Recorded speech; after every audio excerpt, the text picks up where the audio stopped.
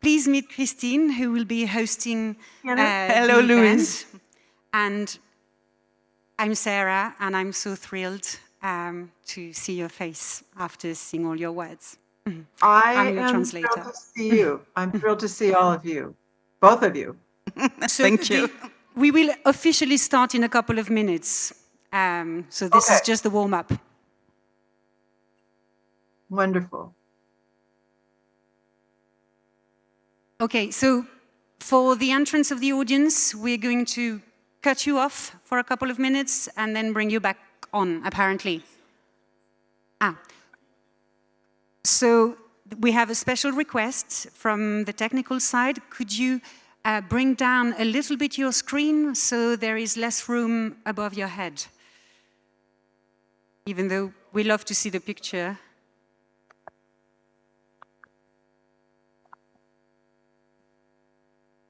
This is great. Thank you so much.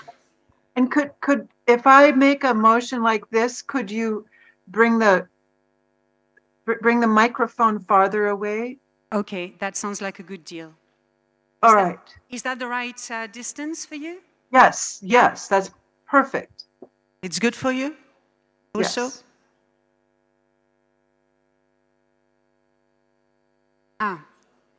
So they're going to bring down the sound that you receive and dissociate what the audience gets here to what you get, because you probably have it very loud. Let's see. Can I do something on my? But do feel free to signal if anything is not right for you. I'll go like this. Oh, wait. Now I just turned it off. Sit up.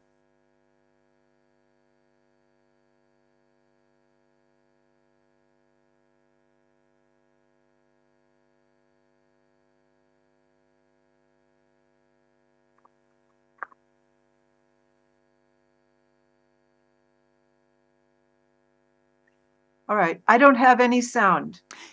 Okay. It's normal because we were quiet while the audience was walking in. Because you can't see it, but all our friends are just slowly walking down the steps to sit down and join us. Oh, how nice. How good. Thank you.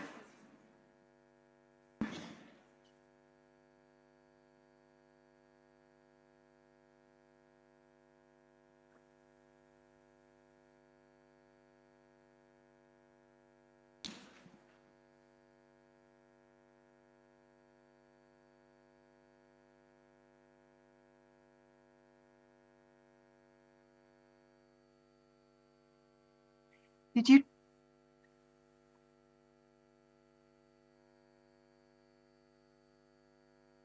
Hello, Louise. I didn't know. I just wanted to say hello, and we miss you here. I miss you. We miss you, but it's great that we are able to have a connection like this with you and to make you present in a certain way among us. And Thank you for doing this. And so I will leave you in good company with Christine and with your translator, with Sarah. And everyone here is going to be very happy to share the next hour talking about what makes your own personal America, the one you define through your work and through your books and the vision you have of your people and your country. I send you my love and talk to you soon. Talk to you soon, Francis. Bye-bye, Louise. Bye-bye. Merci.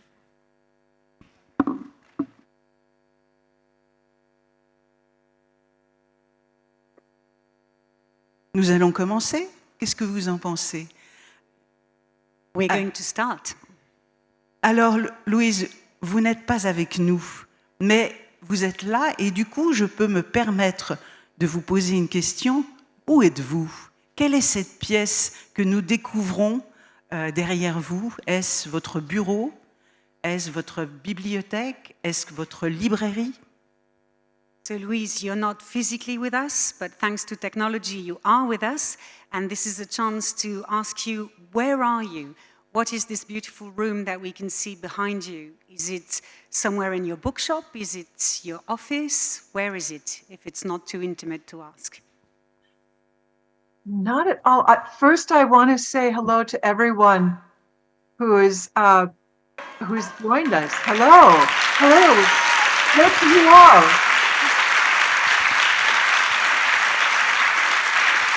Thank you.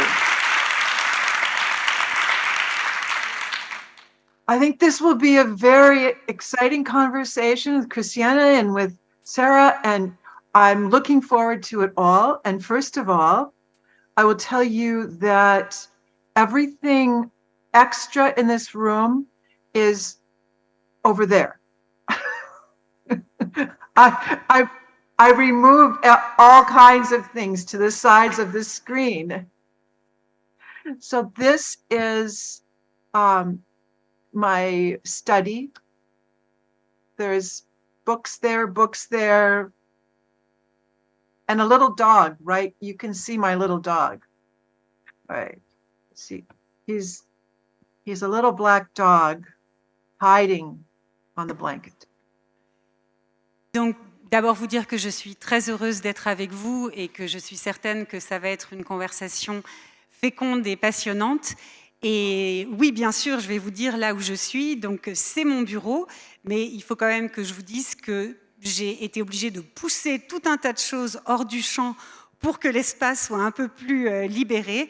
Et il y a des livres en fait partout, mais là, vous ne les voyez pas à l'image. Par contre, vous pouvez apercevoir mon petit chien noir lové sur le canapé. Il est très sage, le chien. Alors, avant de commencer cette conversation avec vous, Louise Erdrich, eh bien, nous allons entendre votre langue.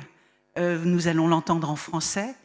Et donc, je vous propose d'écouter un extrait lu par deux jeunes comédiennes, Rosalie Denise et Mila Agide, je ne sais pas, Agide, et qui appartiennent au studio JLMB.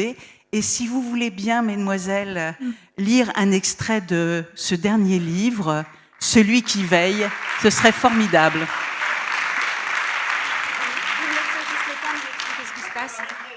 So, Louise, before we start the conversation, we have here two young actresses who will be reading an excerpt from The Night Watchman.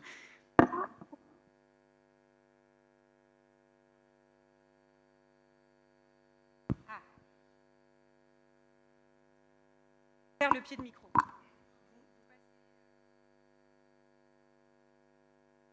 Un truc comme ça. Oh putain.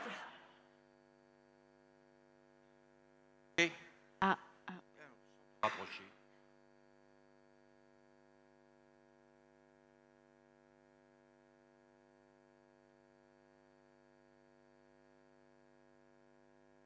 De même qu'elle était passée les prendre à l'allée, Doris Lauder les raccompagna.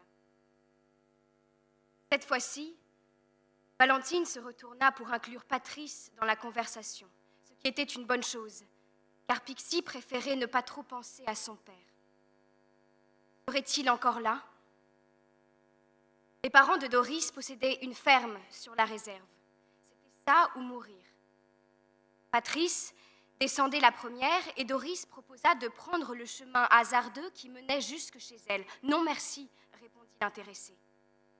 Elle ne voulait pas que Doris voie l'embrasure effondrée de l'entrée, ni le fatras devant la maison. Son père entendrait la voiture, sortirait en titubant et harcèlerait la conductrice pour qu'elle l'emmène en ville.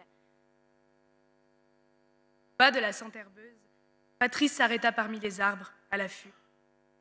La porte de l'appentis était ouverte. Elle passa devant sans faire de bruit et se baissa pour pénétrer dans la maison.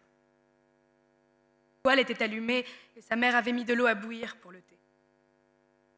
Patrice vivait ici avec, outre ses parents, son maigrelet de frère, Poquet. Sa sœur Vera avait postulé auprès du bureau de relocalisation des Indiens. Au marié, elle était partie de la maison. Le jeune couple avait reçu une formation professionnelle et un peu d'argent pour s'installer. Souvent, les gens revenaient dans l'année. Parfois, on n'entendait plus jamais parler d'eux. A avait un rire sonore et joyeux. Sa capacité à métamorphoser les choses manquait terriblement à Patrice. Elle savait crever les abcès de tension du foyer, illuminer la tristesse ambiante. Elle se moquait de tout. Jusqu'au seau à grains, dans lequel les sœurs urinaient les nuits d'hiver et aux remontrances de leur mère lorsqu'elles enjambaient les affaires de leurs frères ou de leur père, qu'elles voulaient cuisiner pendant leurs règles.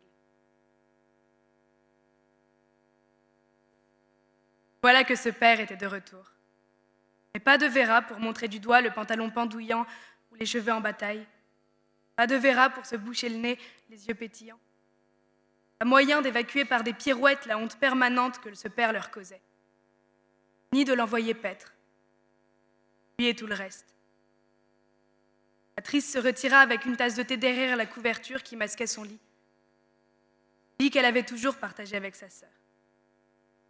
Il y avait là une fenêtre, qui était bien au printemps et à l'automne quand elle prenait plaisir à regarder les bois par le carreau, mais terrible l'hiver et l'été quand elle se gelait ou devenait folle à cause des mouches et des moustiques. Elle entendait ses parents. Corps trop mal en point pour mordre, son père se vautrait dans les supplications. Rien qu'un penny ou deux. $1, ma jolie, et je m'en vais. Débarrasse le plancher, je te laisse tranquille. Sans moi, tu seras libre de tes journées. Puisque tu m'as dit que c'était ce que tu voulais, je ne reviendrai pas. Je resterai hors de ta vue à jamais. Et il continua ainsi longtemps, tandis que Patrice buvait lentement son thé à peine sucré en regardant les feuilles du bouleau virées au jaune. La dernière gorgée avalée, elle posa sa tasse et enfila un jean, des souliers troués et une chemise à carreaux. Puis elle releva ses cheveux avec des épingles et sortit de derrière la couverture. Jambes de sauterelle, flop, flop, des semelles. Elle passa devant son père sans le regarder et montra à sa mère la pâte crue dans le petit seau qui lui servait de gamelle. « Elle est encore bonne », décréta Zahanat, la bouche ourlée d'un infime sourire, avant de ramasser la pâte et de la déposer dans la poêle d'un même mouvement fluide. La pratique de toute une vie donnait parfois à ses gestes des airs de tour de magie. Après un « Pixie, oh Pixie, ma petite fille chérie », le père de Patrice poussa un gémissement sonore. Elle sortit, dirigea vers le tas de bois, arracha la hache à la souche qui servait de billot et fendit une bûche. Elle passa un certain temps à couper de quoi alimenter le feu, allant jusqu'à empiler le tout près de la porte. C'était normalement à Poquet de faire ça. Mais il prenait des cours de boxe après l'école. Elle poursuivit donc sur sa lancée. Comme son père était là, elle avait grand besoin de s'occuper. Elle était petite, certes, mais forte de nature. Elle aimait la réverbération du métal sur le bois le long de ses bras. Et tout en maniant la hache, elle réfléchissait à ses projets, ce qu'elle ferait, comment elle s'y prendrait pour gagner l'amitié des gens. Elle ne se contentait pas d'entasser le bois. Elle procédait selon un agencement précis. Des échafaudages sophistiqués dont Poquet se moquait. Mais cela ne l'empêchait pas d'admirer sa sœur. Elle était la première de la famille à avoir un travail. Pas un travail qui revenait à poser des pièges, chasser ou ramasser des baies. Un travail de blanc. Leur mère ne disait rien, mais laissait voir sa gratitude. Cette année, il y avait des chaussures neuves pour l'école. Vera, quant à elle, avait reçu une robe en tissu écossais, un nécessaire à permanente et des soquettes blanches pour son voyage à Minneapolis. Patrice économisait chaque mois un peu de son salaire afin de suivre sa sœur.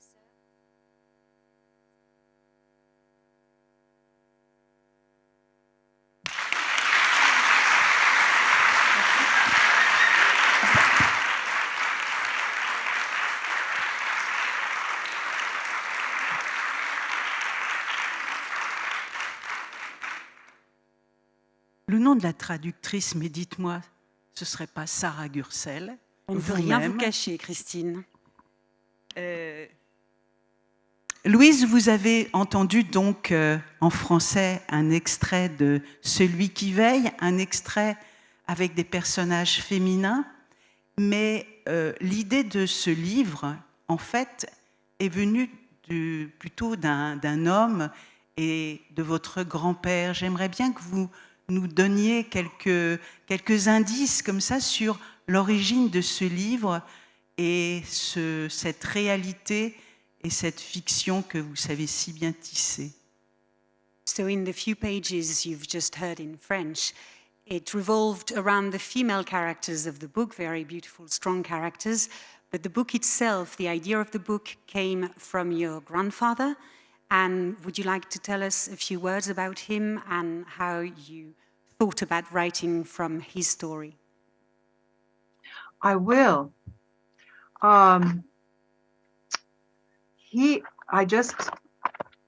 I have a letter here from him, but I'll find that later. He was an extraordinary man. And in the 1950s, where this book is set, in the very center, I was born that year, and so my mother gave me letters from my grandfather. And they were about his work as Turtle Mountain tribal chairman at a time when the politics was crashing for Native people. I'll go on from there. Pardon. Donc, avec plaisir pour vous parler de mon grand-père. J'avais par ici une de ses lettres. Là, je ne la trouve pas, mais peut-être que je la trouverai tout à l'heure. Mon grand-père était un homme extraordinaire. Dans les années 50, au milieu des années 50, quand je suis née, il a beaucoup écrit à ma mère. Et dans ses lettres, il parlait de son travail comme président du conseil tribal. Un travail extrêmement important et qui lui tenait à cœur. So the book is about his work to really save the Turtle Mountain Chippewa.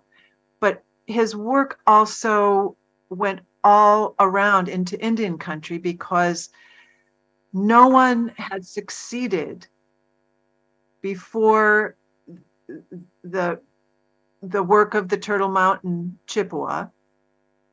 No one had succeeded in turning back the United States Congress, who intended to completely terminate all of the relationship between the US government and tribal nations. Just gone. So that no one would be defined as Native American or Indian. They would be gone. They would be erased in the sight of everyone, and their land would be taken. So this was called termination. Donc mon grand-père travaillait sur la réserve de Turtle Mountain, mais en fait son travail a eu un impact beaucoup plus large et il a résonné sur toutes les terres indiennes parce que jusqu'à lui, personne n'avait réussi à s'opposer au Congrès des États-Unis et à mettre un terme à ce qu'on appelait à l'époque la politique de termination.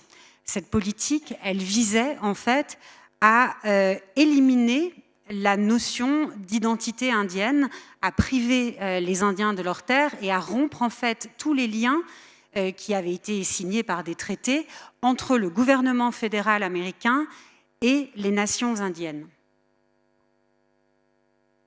C'est très intéressant de voir avec vous l'importance des mots, parce que ce mot termination qui peut être assimilation, qui peut être un mot comme ça qui veut en dire un autre, peut-être que c'est le cœur de votre œuvre, les mots et le sens des mots, et en partant de cette histoire, de peut-être d'élargir sur l'importance des mots.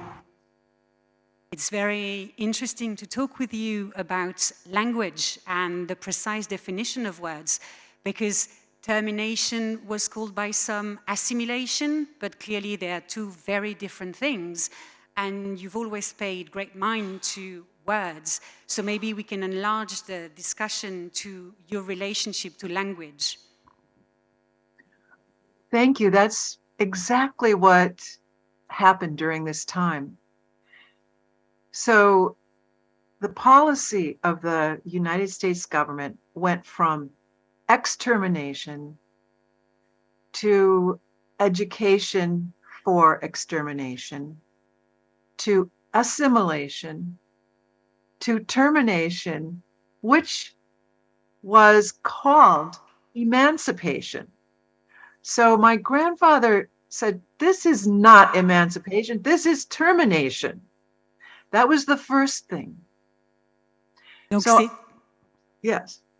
ouais, c'est très intéressant de parler de cette question linguistique parce que c'est exactement ce qui s'est passé à l'époque. Les politiques fédérales à l'égard des Indiens, on a commencé par l'extermination, ensuite on est passé à l'éducation, mais qui était une autre forme d'extermination, ensuite on est passé à l'assimilation et puis à la termination qu'on qualifiait d'émancipation. Mais mon grand-père a très bien compris qu'il ne s'agissait en rien d'émancipation, qu'il s'agissait bien de termination. But my relationship to language is very close to my grandfather, and I knew my grandfather growing up. He was brilliant, and he used his government boarding school education, which he only got till the 8th grade, but he used that education. He never stopped reading and bringing language into his life. He wrote beautiful letters, and his relationship to language was emotional, precise, and comical. And he bequeathed that to me. Ma relation au langage est très fortement liée à la relation que j'avais avec mon grand-père, et je l'ai bien connu quand j'étais enfant. Et mon grand-père a utilisé son éducation, même s'il n'a été que jusqu'au secondaire, mais il l'a utilisé à plein. Il était très attaché à la lecture, il était très attaché à la langue, il écrivait des lettres absolument magnifiques. Et dans son écriture, il y avait toujours beaucoup d'émotions. C'était une écriture très précise et aussi beaucoup d'humour. Et il m'a transmis tout ça. Mais alors, puisque nous parlons des mots, vous avez écrit de la poésie. Vous avez écrit des nouvelles, vous avez écrit des romans. Est-ce que la poésie était le premier passage de la transmission et des mots, justement, parce que la poésie, ça a quelque chose d'à la fois fiction, réalité, direct, les mots directs par la poésie. Je suis un peu longue, excusez-moi. So if we're talking about language, you've written poetry, you've written short stories, you've written fiction. But does it start with poetry? Do you feel that poetry gives you a direct access to something that you would not access otherwise? Very true, very true. It does. And I did start out studying and feeling that I was a poet. But my poems became short stories. So they continued to get longer and longer and longer, until I realized I was trying to communicate in prose. So I began to tell stories. But I think that the training as a poet helped me because I write everything sentence by sentence by sentence until I then get a larger view of what I'm writing. So I start a very small, intimate level. And that's the only reason I've been able to go on. I have a very complicated family life. How could I keep writing these books unless I kept my eyes attending the extraordinary joys of sentences one by one? Alors j'ai commencé par penser que j'étais une poétesse, mais mes poèmes devenaient de plus en plus longs. Chaque poème était quasiment une nouvelle, et puis ça prenait de telles proportions qu'il a bien fallu que j'admette qu'en fait j'avais envie de communiquer en prose. Mais je continue à écrire en poète. J'écris phrase par phrase, et j'ai besoin de cette construction pour prendre la mesure de ce que j'ai envie d'écrire au sens plus large. Et c'est la seule raison qui m'a permis de continuer à écrire, en fait. Je n'aurais pas pu continuer à écrire si je n'avais pas continué à m'attacher à la beauté extraordinaire que peut représenter une simple phrase.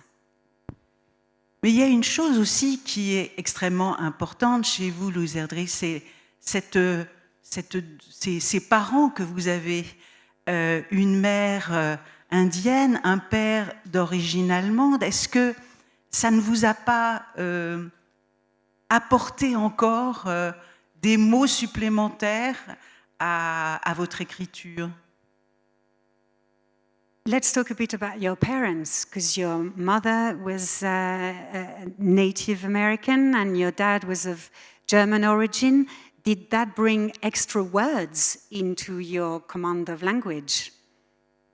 Oh, completely.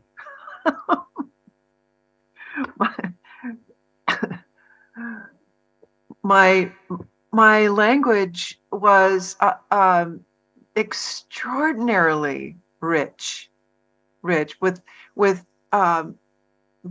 my grandfather spoke Ojibwe.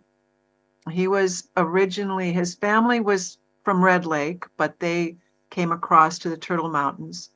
So he spoke a very wonderful form of Ojibwe. There's many dialects, but he spoke Ojibwe. So then my father grew up speaking German.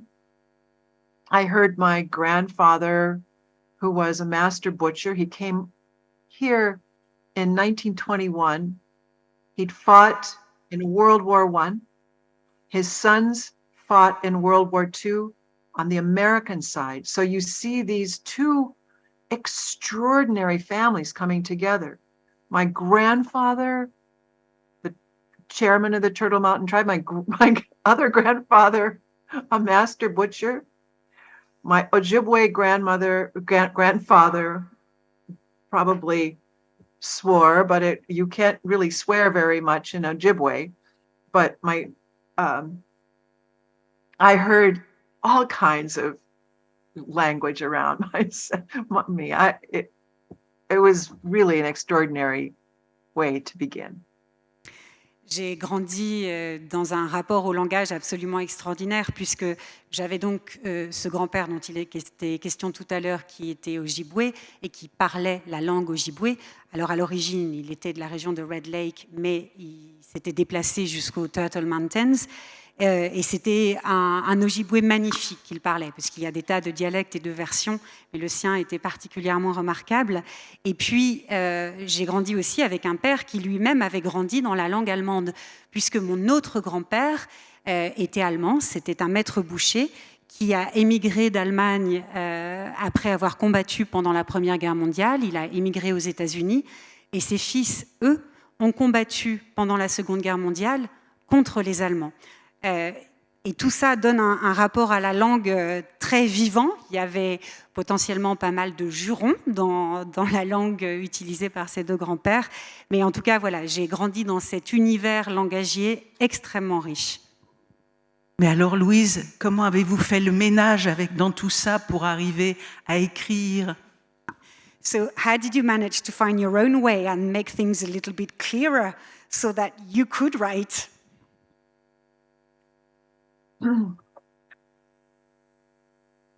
I never did. Things are still not clear.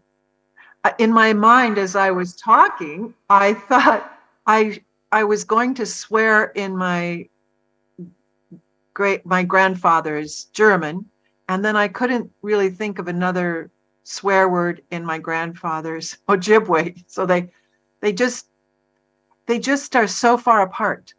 And I've never cleared everything up. And maybe that's why I keep writing. I'm still trying to figure all of this out. Alors, je n'ai pas fait le ménage dans tout ça. C'est-à-dire que j'avais les jurons en allemand qui me venaient et je n'arrivais pas complètement à trouver l'équivalent en Ojibwe. C'était tellement différent que c'était impossible de clarifier les choses. Donc, je n'ai pas fait ce ménage-là et c'est peut-être pour ça que j'écris et que je continue à écrire pour essayer justement de clarifier. est-il vrai que vous n'aviez plus envie d'écrire avant d'écrire justement Celui qui veille, que vous aviez une lassitude? Je n'arrive pas à le croire. I've read somewhere that you felt like you couldn't write anymore before writing this very book, that there was some kind of weariness, and I just cannot believe it. Maybe as we talk, I'm really struck by how this is morning here. You can see it, and it's lush and dark there. I felt like I was in an incredibly dark place before I was able to write. I didn't know whether I could keep going on. I didn't know what was happening. So I talked to my daughter. I have 4 daughters, 5 daughters, really. I have many daughters, but I talked to them and I said, what is happening to me? Why can't I go on? I have to do something. And they said, this always happens to you. Don't you know? You're in the dark, you're mystified. It's like, you're Catholic, you're dark night of the soul. Something will happen. Something will come up. They reassured me. Ça me frappe là en nous écoutant. Ici, chez moi, c'est le matin, c'est très clair, et puis je vois que chez vous, tout est sombre, c'est la nuit. Mais effectivement, avant d'écrire ce livre, j'étais dans un moment très sombre. Et je ne savais pas ce qui m'arrivait, je ne savais pas si j'allais pouvoir continuer à écrire. Et puis j'ai parlé à mes filles, j'ai 4 filles, enfin j'en ai beaucoup plus, mais en tout cas j'ai ces 4-là qui sont très proches.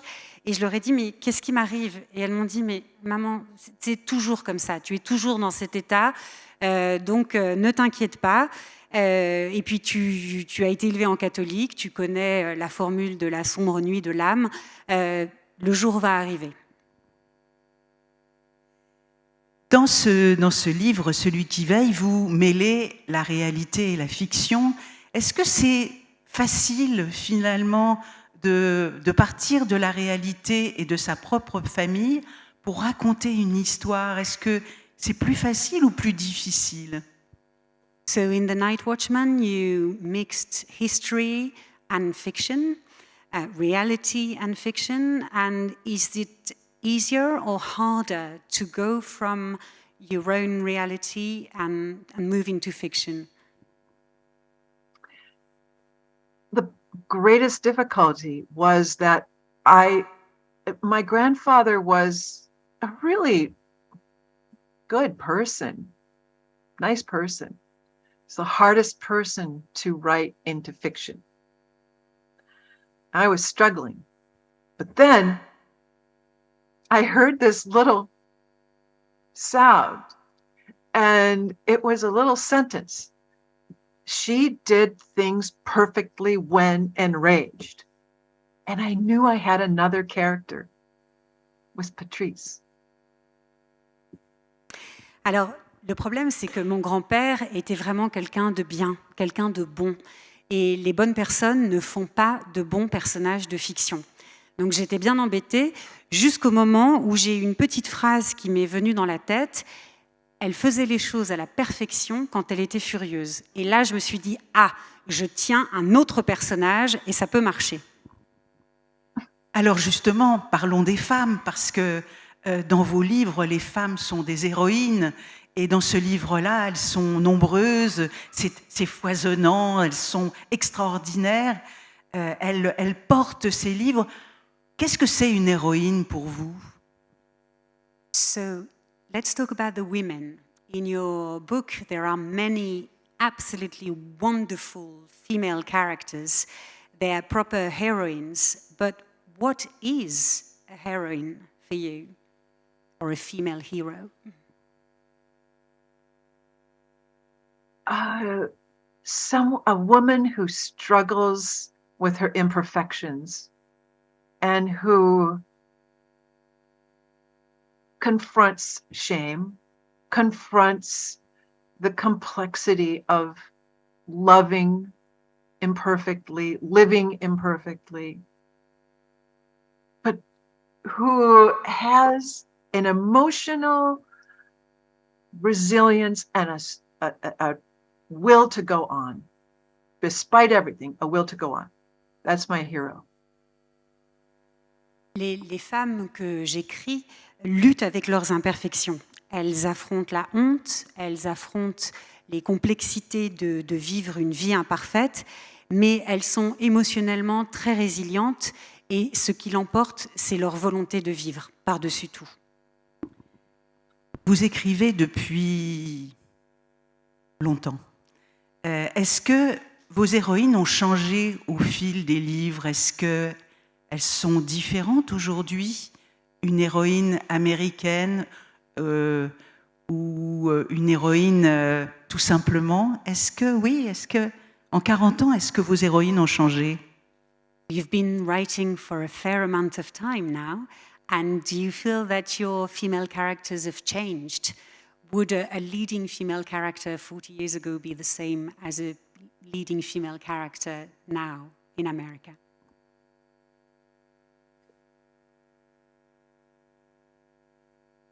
You pose a very deep, interesting question. In many ways, I feel as though I'm the same writer as I was in the beginning, but I know that's not true. I've been writing 40, 50 years now. And I think in a way I've been struggling to find that clarity of character. We talked about things being a whirl of complexity around me, my background, everything.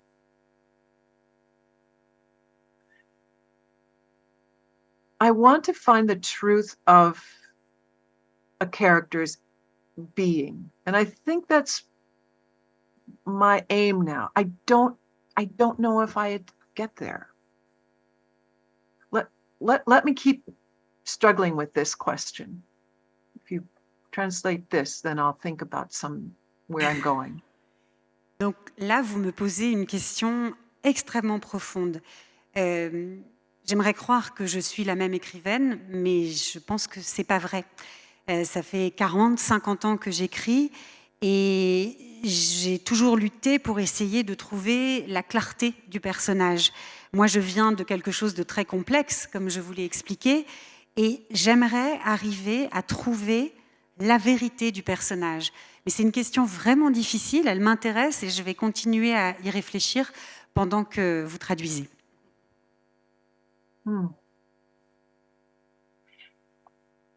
I feel that the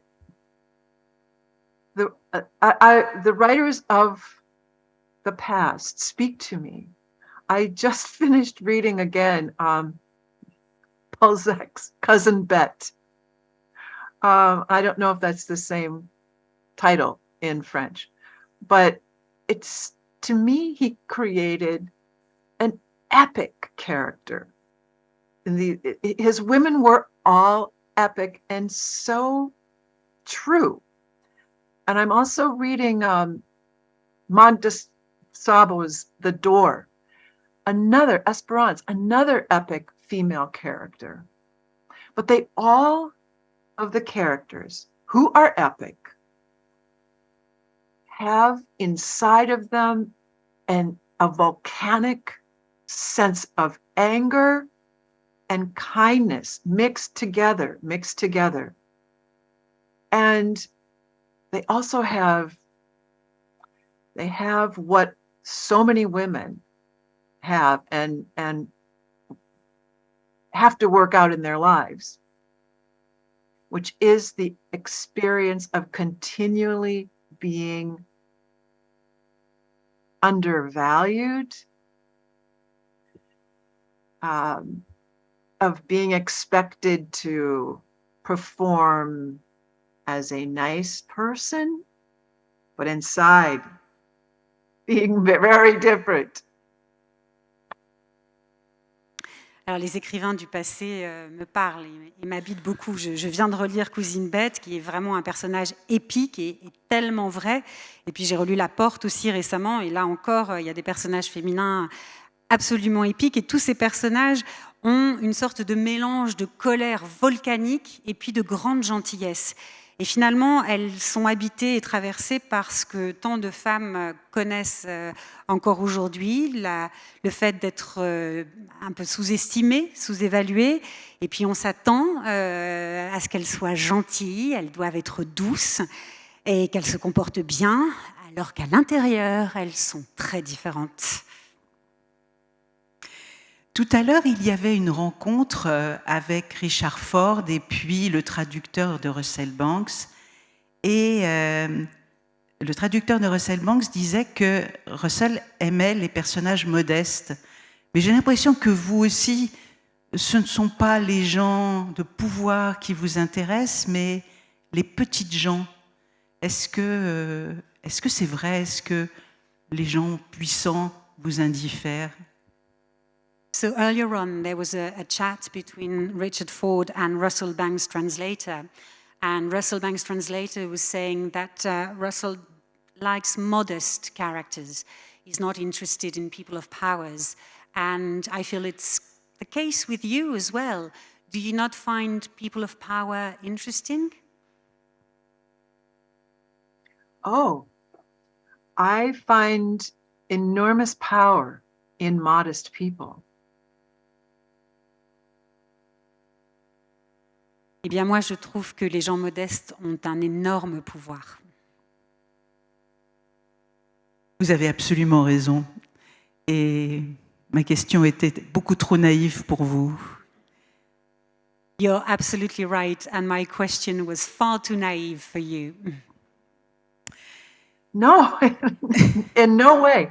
It was a perfect question. Non, c'est une question parfaite. On a mis ce 20e anniversaire d'America, de ce festival où vous êtes venus sous le signe donc de l'Amérique d'aujourd'hui. Et plutôt que de vous demander ce que c'est que finalement un Américain aujourd'hui, après les élections, qu'est-ce que c'est une Américaine pour vous? So this is the 20th anniversary of Festival America, and this edition is dedicated to what it means to be an American today.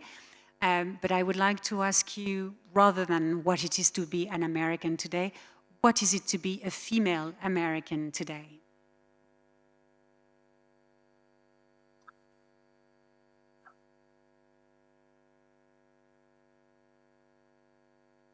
In many ways, it's painful. But in many other ways, it's extraordinarily to be a native female American. I'll tell you why. Donc, de bien des façons, c'est quelque chose de douloureux, mais de bien d'autres façons, c'est aussi extraordinaire d'être une femme autochtone aujourd'hui. Et je vais vous dire pourquoi.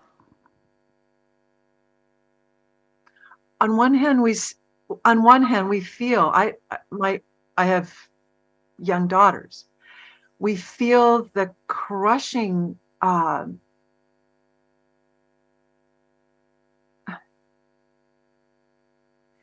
It's as though The Handmaid's Tale is. It was always based on truth, and now we see it coming for the young women. It's coming true. On the other hand, as a Native woman, we have this enormous flowering of feminine power. We have Sharice Davids, we have Kai Kahele, we have a new representative in Congress from Alaska, who's the first Native Alaskan and who beat Sarah Palin. You know, we have our lieutenant governor is Peggy Flanagan, a White Earth Ojibwe. We have Deb Haaland, who is our first Minister of the Interior. We have so many women who are representing us in this powerful way. And why that is, if we look back, I'll go back into that in a minute. Thank you. Donc j'ai des filles qui sont encore jeunes et forcément, eh bien, on se rend compte que si vous prenez La Servante écarlate, qui a toujours été évidemment ancrée dans la réalité, mais aujourd'hui prend une dimension encore plus réelle et concrète, et ça, bien sûr, c'est douloureux.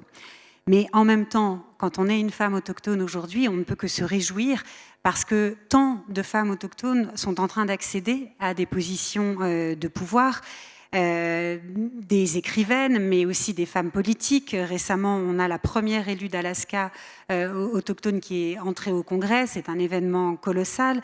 La ministre de l'Intérieur est une femme autochtone. Donc ça, ce sont des tas de raisons de se réjouir.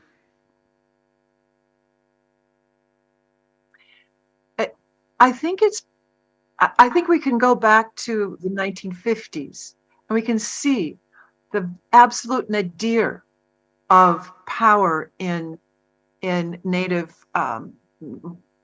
the native world, and then this slow climb to more and more autonomy, toward more sovereignty, toward being visible.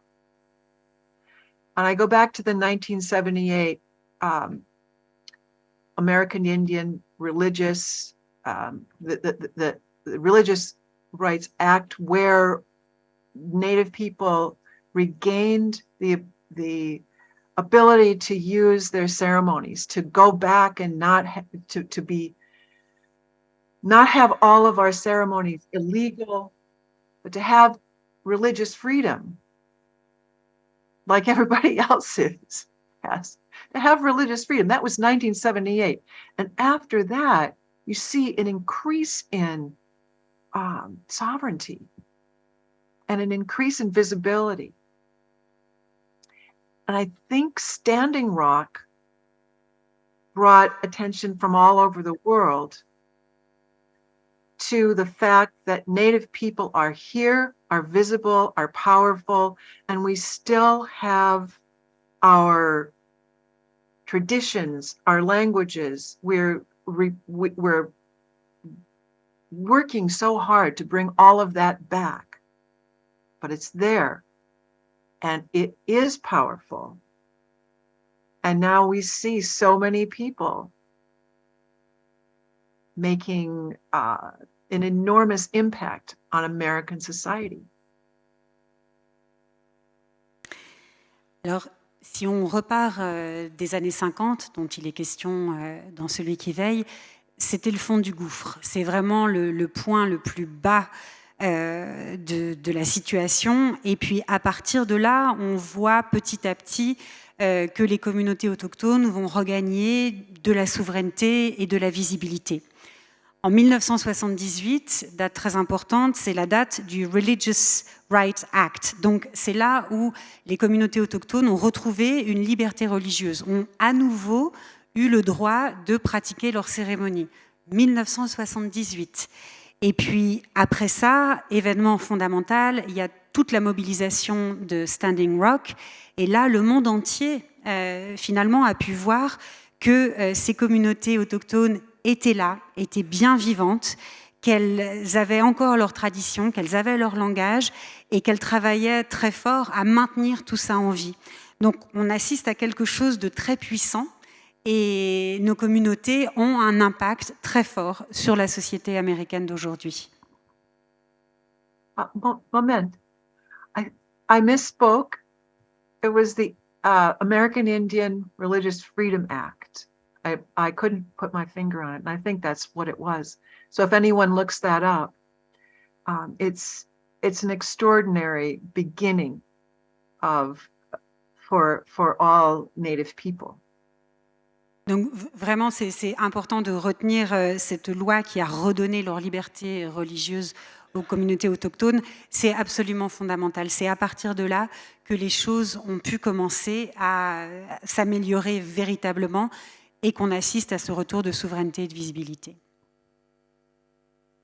Est-ce que vous vous rendez compte, Louise Erdrich, et tous les gens que vous ne voyez pas dans cette salle seront absolument d'accord avec moi, et c'est dommage que vous ne les voyez pas parce qu'ils sont nombreux, de l'importance que vous, écrivains, écrivaines, avez auprès de vos lecteurs pour nous faire comprendre, entendre ce qui se passe chez vous. It's a real shame that you can't see the number of people who are here. And also, I don't know whether you heard them earlier on when they clapped and greeted you. Do you really realize the incredible impact that you have as a writer to make us understand that reality? Do you realize that? It is so powerful here. It's very intimidating. C'est très intimidant.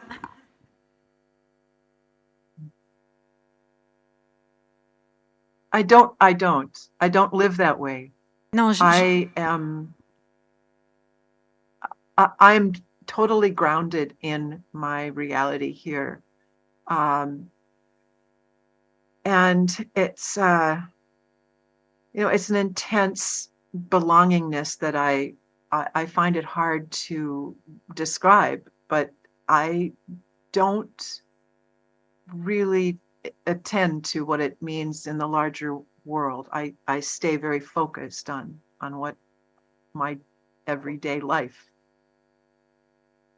Non, je réalise pas, à vrai dire, mais je ne vis pas comme ça. Moi, je suis très ancrée dans ma réalité locale, et je reste concentrée sur ma vie quotidienne. Je ne peux pas prendre ça en compte ou en charge. Alors, je vais poser la question autrement, moins gênante. Pour vous, quel est le rôle d'un écrivain ou d'une écrivaine? So, let me rephrase this in a less embarrassing way. For you, what is the role of a writer? What is the writer's responsibility?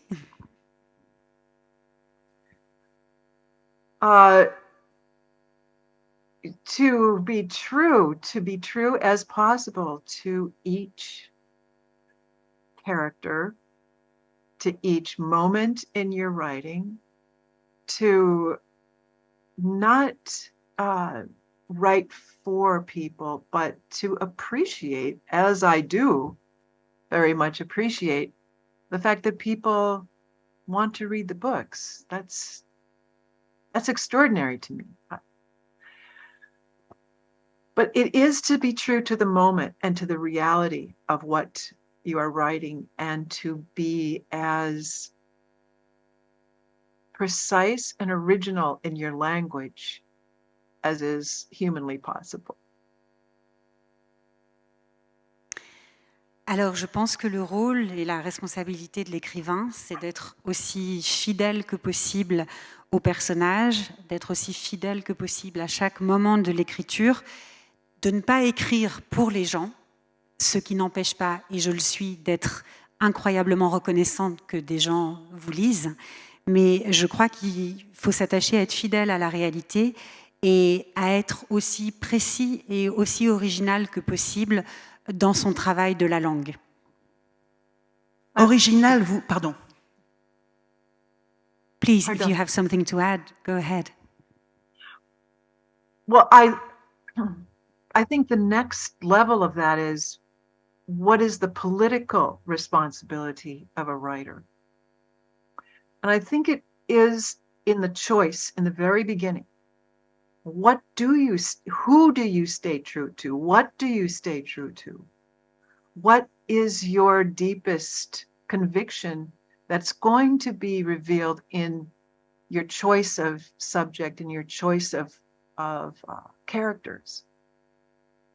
So I can't control my conviction. It's in there. Now, this is what I write about. I write about the internal and external struggle of human beings caught in an enormously difficult web of world events and political events, how does it affect the person, the very individual? How does it affect the woman? How does it affect the man, the child? Donc évidemment, le niveau suivant, c'est de se poser la question de la responsabilité politique de l'écrivain et de l'écrivaine. Et là, c'est une question de choix. À qui est-ce qu'on va être fidèle? À quoi est-ce qu'on va être fidèle? Et évidemment, nos convictions profondes vont être révélées par nos choix de sujets et nos choix de personnages. Et moi, je ne contrôle pas mes convictions. Elles sont là, en moi. Et je m'attache à décrire les luttes intérieures et extérieures d'êtres humains qui sont pris dans des toiles très compliquées, dans des contextes politiques très compliqués. Et qu'est-ce que ces contextes politiques font à l'individu? Qu'est-ce qu'ils font à la femme? Qu'est-ce qu'ils font à l'enfant? Vous avez toujours voulu être écrivaine. Toujours. Dès l'enfance. Il y a même presque une légende qui tourne autour du fait que vous avez toujours écrit. Est-ce que vous vous êtes, à quel moment vous vous êtes sentie écrivaine? I understand you've always wanted to be a writer. There's even some kind of legend that as a child you were already writing. So when did you realize that you were a writer?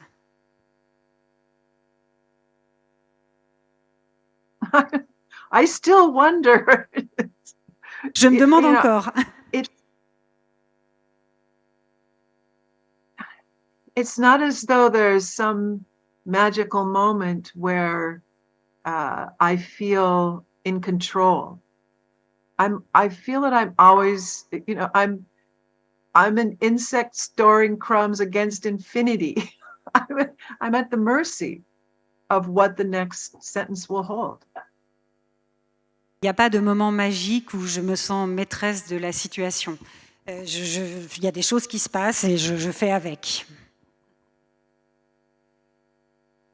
Vos personnages, enfin vos personnages féminins sont chaque fois différentes et en même temps, on a l'impression qu'elles peuvent se donner la main. Est-ce qu'il y en a une qui est votre héroïne à vous?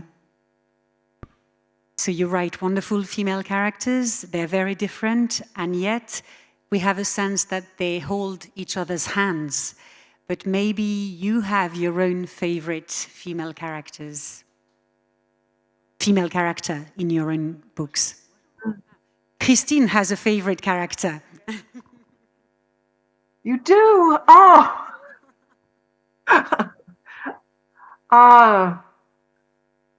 I like, there's a book that's coming out in France. It's called it's The Sentence in English.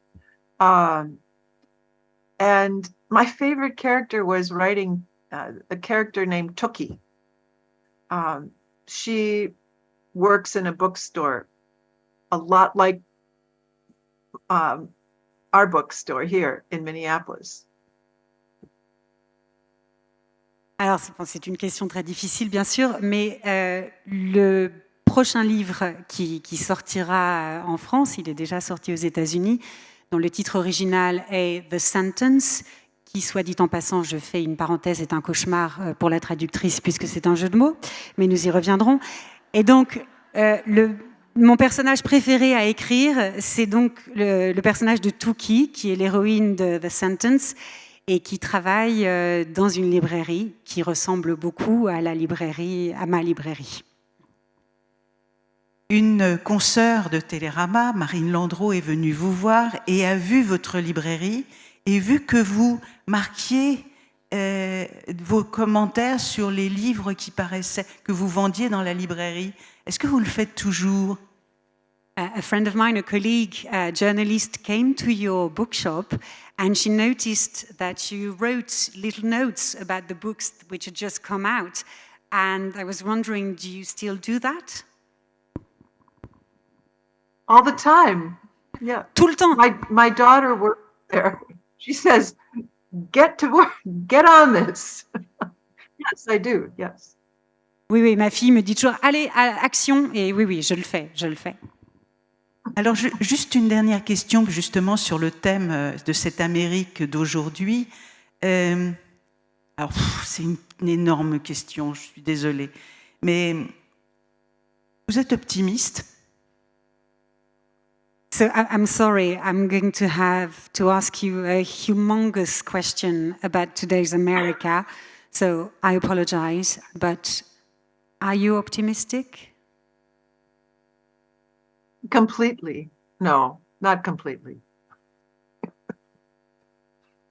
Complètement. Non, pas complètement. Sorry. I am optimistic. So we have our Constitution. It was set up to make sure that our states were equally represented. We have an electoral college. There's a lack of modern representation. We don't have that right now. However, I see this enormous wave of people who want to do the right thing, who want to do good, who want to do a good thing. And the struggle is always, it's intense. It's in every country. This struggle between a powerful sense of aggrievement and fear. And on the other side, there's a sense that we have to do what we can with what we have. We can't go backwards. We have to work with now. It's in every country. And as I look back through my life, it shifts back and forth at all times. And one can only be an optimist. Otherwise, you're lost. Oui, je suis optimiste. Bon, on a notre constitution qui est censée protéger une égale représentation des différents États qui constituent les États-Unis, mais aujourd'hui, on a quand même un gros problème de représentativité. Et en même temps, je vois qu'il y a une vague de gens qui veulent bien faire, qui veulent avancer. De toute façon, partout dans le monde, on assiste à cette lutte pour simplifier, le camp de la peur et puis le camp des gens qui veulent avancer, qui pensent qu'il faut faire avec ce qu'on a et qu'il faut continuer à aller de l'avant. Et bon, au cours de ma vie, j'ai vu le rapport de force évoluer. Parfois, c'est un des camps qui l'emportait et puis d'autres fois, c'était l'autre. Mais je crois qu'il faut rester optimiste, qu'on n'a pas le choix et chercher à faire ce qu'on peut avec ce qu'on a, travailler avec la situation présente. Sarah Gursel, à votre fois votre traductrice et un formidable interprète aujourd'hui, et moi-même, nous avons mis nos plus belles boucles d'oreilles pour vous voir, mais les vôtres sont encore plus belles que les nôtres. So, Sarah, your translator and interpreter today, and myself have put on our most beautiful pairs of earrings for you, but we have to admit that yours are even more beautiful.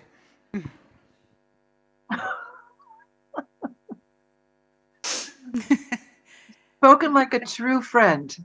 I'll be there soon. I'll be over and I'll see you. We'll compare.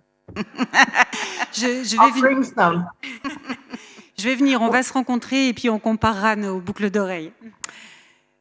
Sarah Gursel a été une interprète formidable.